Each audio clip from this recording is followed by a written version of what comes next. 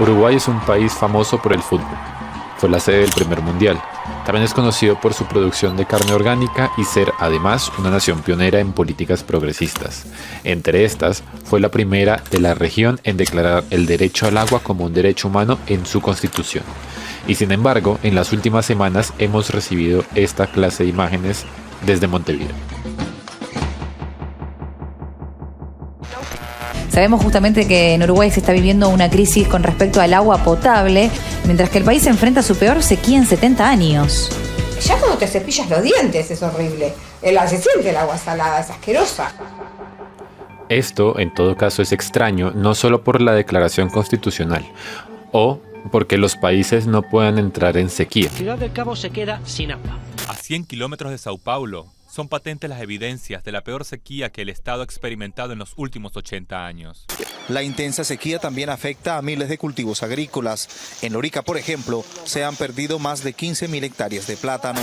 Sino porque otra cosa menos famosa, pero conocida de Uruguay, es que el agua abunda. Lo irónico del contexto es que Uruguay se asienta sobre el acuífero Guaraní, una de las mayores reservas de aguas subterráneas del mundo. Impensable, o sea, no tiene explicación cómo un país que está encima del agua pues tenga esta situación. Y si Uruguay es un país construido sobre el agua, entonces, ¿cómo llegó a estar así? De la canilla sale agua. Sale un agua que es mucho más salada que lo que Salud Pública reconocería en situaciones normales, buena para la salud. Sale agua que los pacientes renales o los pacientes que tenemos hipertensión no podemos consumir, que sirve de pronto para lavar los platos, para el baño, para lavar un piso, pero no te sirve para hacer la comida. Esta es una historia donde entran a jugar los egos políticos y los intereses económicos, y donde en consecuencia la mitad de un país está sin agua.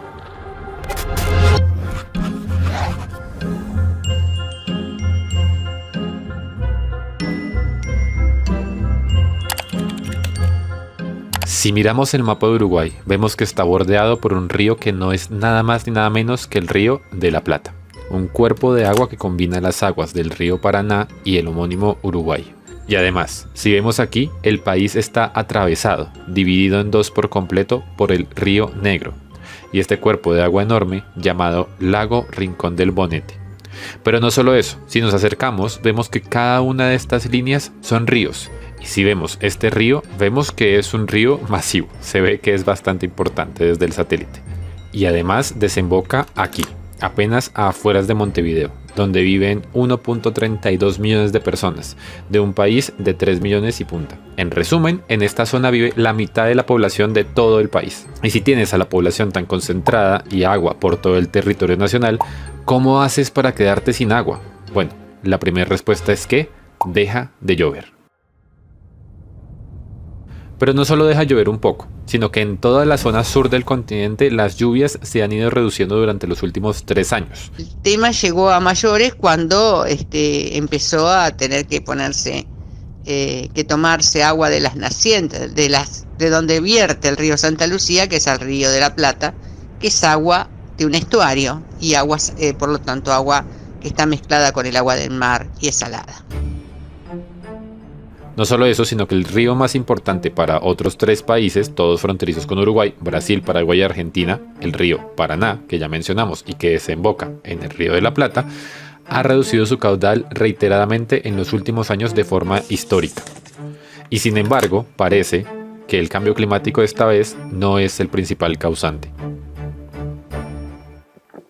Según lo que dicen los expertos y los analistas que hemos podido revisar, no. Todos los expertos y los análisis que han hecho dicen que no es derivado del cambio climático, pero que sí se empeoró debido a un efecto que sí es del cambio climático, que es el aumento de las temperaturas.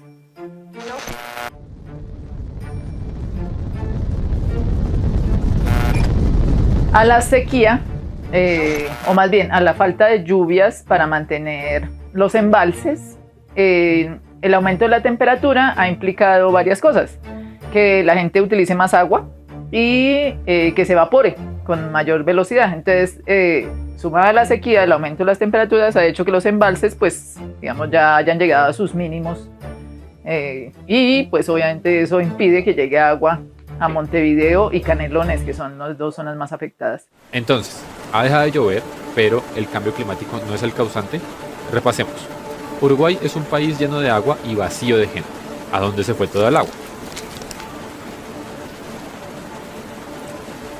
Uruguay tiene una distribución del uso de suelo intensiva en ganadería. Tal es así que en Uruguay hay 4 vacas por cada habitante. Para que lo pongan en escala, en Colombia el dato es de media vaca por millón de habitantes. En Estados Unidos son 0.2 vacas. Y ni siquiera el mayor criador de vacas productivas del mundo, Brasil, llega a esta tasa, teniendo 219 millones de vacas por 216.4 millones de habitantes. Eso es un poco más de una vaca por cada habitante. De hecho, personalmente trato de no comer carne por salud, pero una de las cosas que me hizo más fácil dejarla fue ir a Uruguay y probar carne uruguaya. Y el resto de la carne dejó de saber a lo mismo. Pero esto me planteó una pregunta, y fue que en Uruguay vi que había muchas personas con problemas neuronales. Así que fui a la página de Salud del Clima y en el botón Apóyanos con una pregunta incluí esta duda. Y me respondieron lo siguiente. Entonces les vamos a decir que en principio estadísticas sobre enfermedades producidas por carne que hayan afectado el sistema nervioso central específicamente, pues no las vamos a encontrar así de sencillo, pero les vamos a explicar un poco cómo funciona esto de las enfermedades que se transmiten de animales a humanos. Y es que este es el momento de recordarles que Salud al Clima es un proyecto autogestionado y que si nos quieren ayudar lo pueden hacer a través del link en la página web que les acabo de mostrar, donde nos invitan a un café y a cambio nosotros les respondemos una pregunta que ustedes tengan. Si nuestro equipo de científicos investigadores no la tiene, podemos encontrar a alguien que sí la tenga y así poder encontrar una respuesta a una duda que de pronto no puedan resolver tan fácilmente como solo buscando en internet. El link a la página lo encuentran en la descripción del video y no siendo más, continuamos con el video. Entonces, Uruguay es reconocido internacionalmente por exportar productos bovinos, principalmente la carne. Toda esta producción supone aproximadamente el 35% de sus exportaciones. 15% del comercio exterior se relaciona con papel y el 14% con vegetales y cereales, particularmente la soya y el arroz. Solo hasta el 4º lugar de exportaciones aparece un sector altamente tecnificado como la farmacia y la química. Pero luego vuelven y siguen pieles, alimentos, gomas, textiles y maderas, que si no usan mucha agua, mal gestionada su producción, pueden alterar y contaminar fuentes hídricas con facilidad. Toda la parte, digamos, de producción que se lleva en el territorio uruguayo son procesos productivos que requieren mucha agua. El impacto medioambiental es el que más preocupa a organizaciones de la sociedad civil respecto a la planta de celulosa de UPM, cómo se tratarán dichos efluentes, de qué manera llegarán al Río Negro, puede verse comprometido este vital curso de agua. Un acuerdo que hicieron con una empresa finlandesa y el tema es que hay cartas, uno las puede encontrar en internet fácilmente, de cartas de organizaciones de Finlandia y de Uruguay, frente a que ese convenio que se hizo pues no es justo en términos ambientales, dado que para producir la celulosa se requieren enormes cantidades de agua. UPM2. Para producir celulosa consume 136 millones de litros de agua del Río Negro por día y vierte 107 millones de litros de agua contaminada al mismo río, que luego desemboca en el río Uruguay, ya afectado por las otras pasteras, UPM1 y Montes del Plata, para luego finalizar en las aguas del Río de la Plata. ¿Y para los uruguayos, qué agua nos queda? Alguien mencionaba en algún momento que en un año utilizan el agua de 44 millones de personas, por ejemplo, ¿no? Y es agua dulce.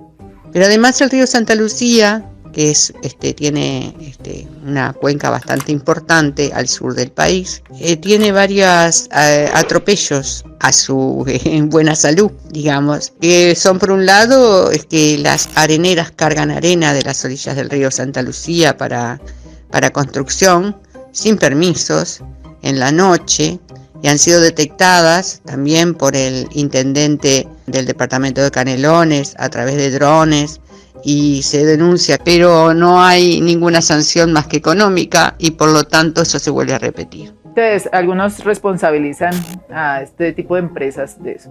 Pero en otras zonas de Uruguay están altos cultivos de soya y de arroz, que todos sabemos que pues requieren grandes cantidades de agua, ese tipo de cultivos. Y adicional a esto está la ganadería, que también se conoce. Uruguay es uno de los países más famosos por la producción de carne de res. Entonces, todas estas actividades económicas requieren mucha agua y el país siempre se ha considerado con su riqueza hídrica como lo tiene, ¿cierto? Entonces, digamos que no se previó que derivado de esas condiciones pues fuera a pasar esto, ¿no? Entonces, baja la lluvia durante años, la producción se lleva el agua que queda y dado que Uruguay suele tener mucha agua, la gente no espera nada extraño. El problema es que aquí aún hace falta un elemento más. Cuando dejaron elaborado el proyecto para hacer una nueva represa y proteger las fuentes de agua para la ciudad de Montevideo y para el departamento de Montevideo y el departamento de Canelones, el gobierno que la recibió, el gobierno de derecha del presidente Lacalle Pou, actual presidente, dejó eso en stand-by y no le dio importancia. Hace entonces 4 años que podíamos tener una represa y que el agua no se hubiese fumado como se fumó tan rápidamente por la falta de esto.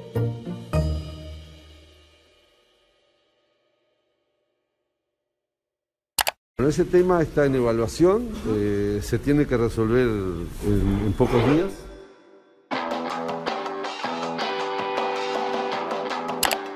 Lo cierto es que Uruguay tiene una situación política particular que parece haber colaborado en el mismo porcentaje que las exportaciones de carne a la exportación, pero en este caso a la crisis. Tendríamos que haber arrancado antes, nos dormimos. ¿En este gobierno o No, nos dormimos. Se me van a enojar, nos dormimos todos. Por un lado, una serie de gobiernos que no lograron ejecutar sus políticas. Compartamos la responsabilidad, es mi manera de pensar. Y por el otro, la vuelta de una corriente política al poder que parece priorizar los negocios frente al bienestar de su población.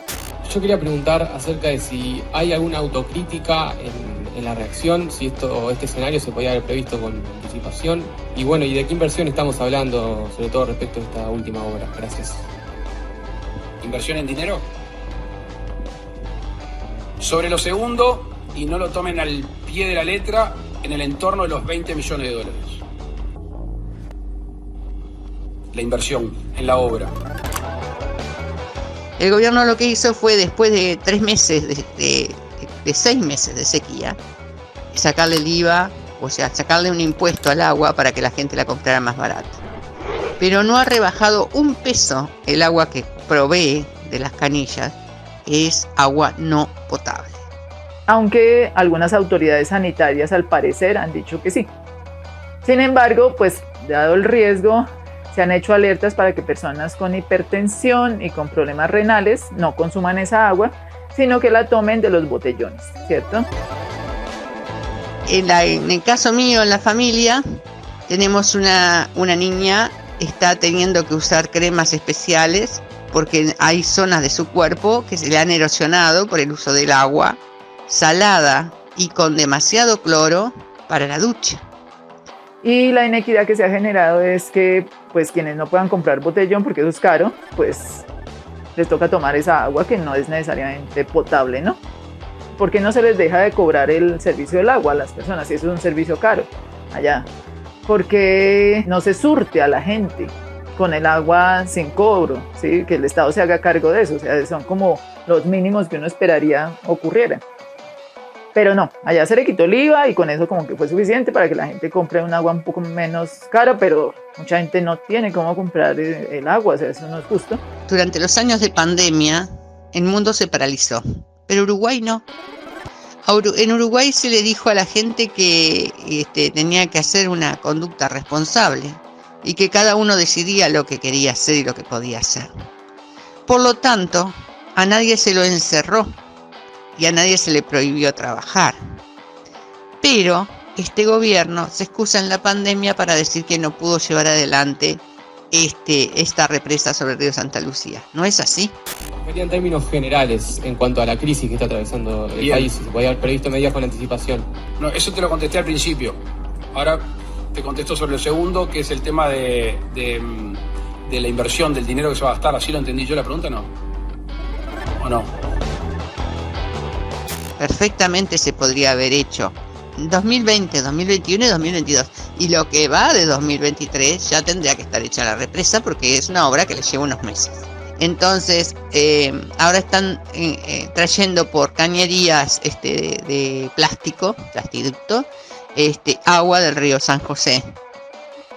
Un gasto enorme al santo botón, porque el río San José se alimenta de las mismas fuentes pluviales que el río Santa Lucía, y si no llovió, no llovió.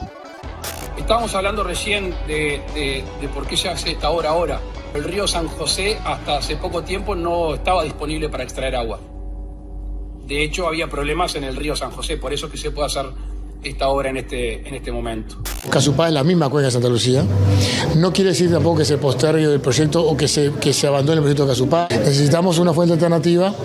Eso nos plantea este proyecto, que es la toma del río de la Plata, una fuente alternativa que además va a generar una mejora ambiental en el propio río Santa Lucía, al bajar la presión que tiene hoy para extraer agua para Montevideo. En el Hospital de Clínicas, que para que las personas que no conocen entiendan un poco mejor, como ese estilo de hospitales, pues digamos de alto nivel, donde se hacen procedimientos complejos, diálisis y ese tipo de cosas. En ese hospital, que fue construido como en los años 30, se hizo sobre un pozo de agua y con acceso a ese pozo subterráneo de agua. Muy bien que hayan hecho eso, porque en este momento eso es lo que ha permitido que ese hospital haya sacado, digamos, en los medios de comunicación, para tranquilidad de los ciudadanos, que allí tienen para los procesos de diálisis garantizada el agua, para todos los procesos clínicos, para el lavado de las manos, todo lo que se requiera de higiene de los médicos.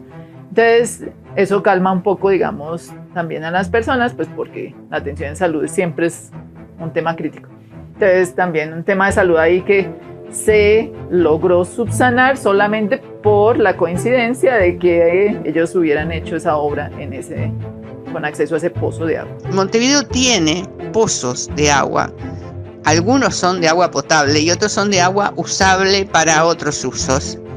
Y esos pozos la Intendencia los reactivó.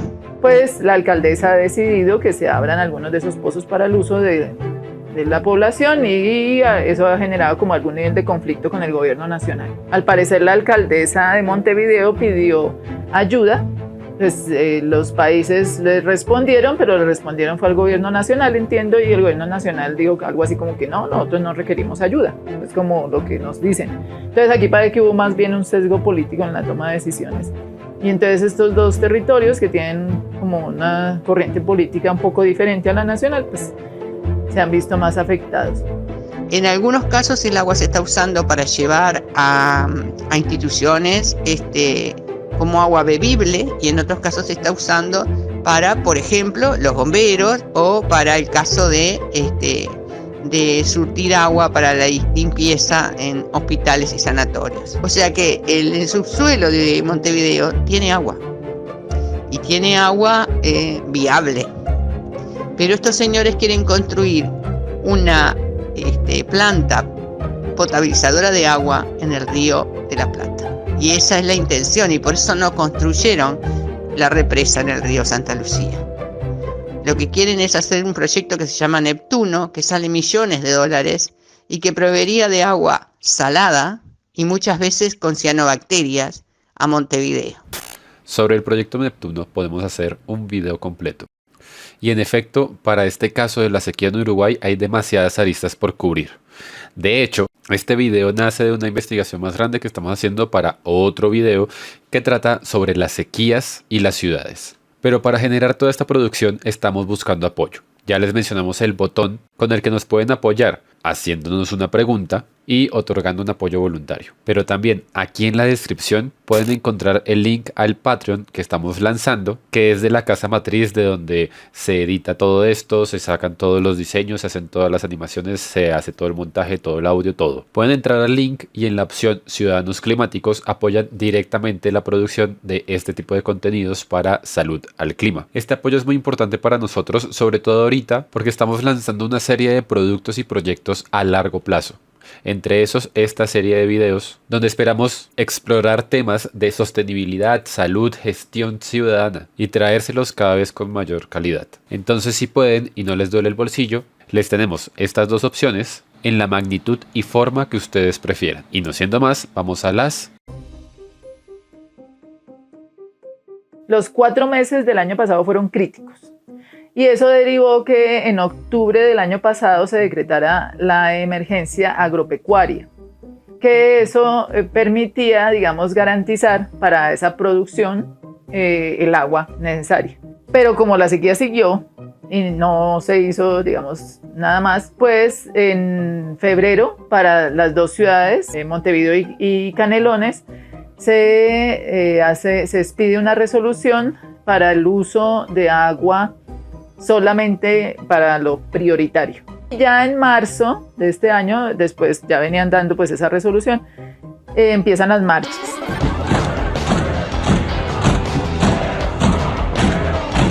Entonces la perspectiva que uno percibe de las lecturas que hace de los documentos que se pueden encontrar en internet de distintas miradas, o cuando escucha a jóvenes hablar de esto, amigos de allá, pues es que se sienten como traicionados por el gobierno actual. Como si no llueve, va a haber un lapso en el cual el agua no sea bebible.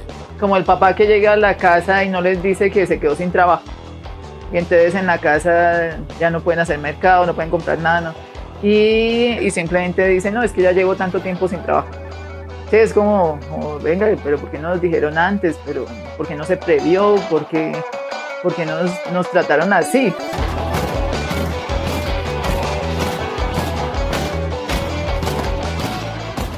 En Ciudad del Cabo, cuando empieza la crisis, la alcaldesa de Ciudad del Cabo, cuando estaban por encima del 20% de la capacidad de los embalses allá, ella lanza una alerta y dice, tenemos para más o menos dentro de 7 o 8 meses, no sé exactamente, la hora cero.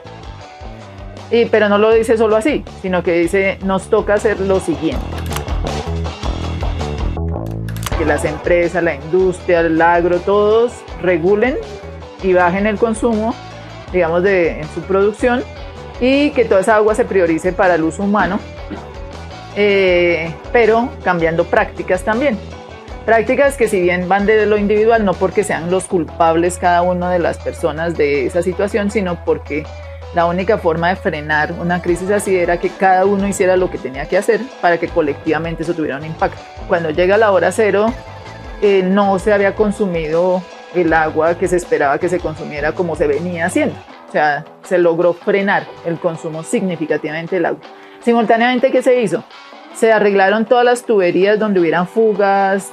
O sea, fue algo muy mancomunado, muy claro, y la orientación fue a tiempo y con unas orientaciones, digamos, que a la gente le permitían entender cómo colectivamente iban a apoyar esa situación.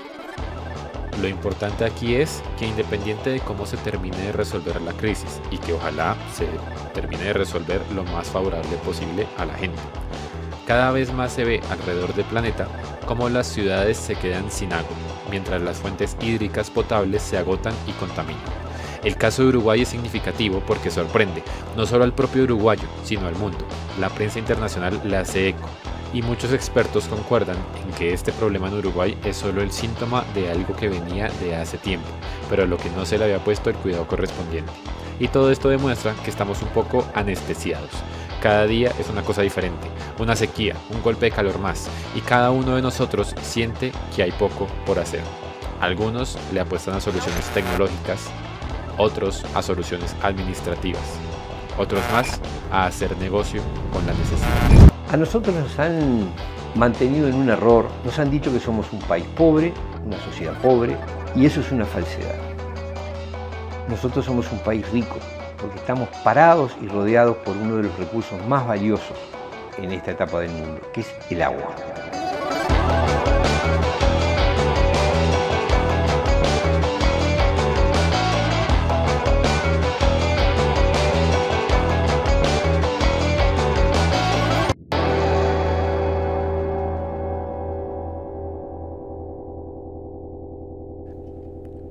Si quieres saber más al respecto de lo que hacen las ciudades cuando llega la sequía, haz clic a este video de aquí y mientras tanto, like y suscríbete y apoya las iniciativas que dejamos en la descripción. Un saludo y fuerza a la gente de Uruguay.